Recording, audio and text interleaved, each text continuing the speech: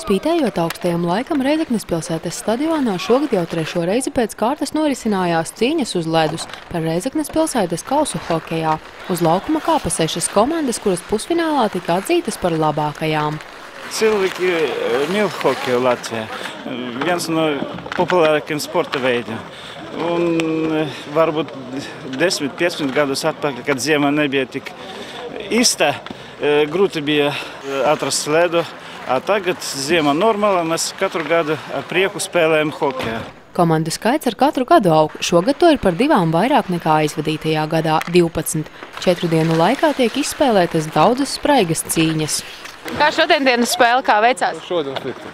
Neiet kaut ko. Kāpēc? Kas ir par iemeslu? Kas tad ir? Laiks slikts? Laiks ir labs. Laiks ir labs, bet kaut kā neiet. Bieži vispār trenējaties?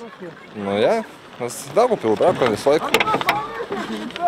Tur arī spēlējam, turnīros piedalījām. Atbalstīt savējos stadionā bija saradušies gan lieli, gan mazi. Kā izrādās, daudzi no skatītājiem arī paši labprāt spēlē hokeju. Es atbraucu ar tēti, jo viņš spēlē Ludzas komandā. Es arī spēlēju hokeju, man arī ir citi sporta veidi, bet man vairāk patīk hokejs. Un kā tev šodienas spēle? Arī ir interesanta, bet lai Ludzai veicas. Mēs atbalstam savējos. Vai jūs arī paši spēlējat hokeju? Jā, es spēlēju hokeju Daugavpilī. Kā jums patīk šodienas spēle? Kā jūsējiem veicas? Ļoti forši, jā, viņi jau gandrīz visu uzvarēja. Es domāju, ka uzvarēsim. Kā atzina paši spēlētāji, tad visas komandas ir ļoti spēcīgas un jebkura no ieņemtajām vietām izcīnīta godam. Kādā līmenī tad ir mūsējie hokejisti?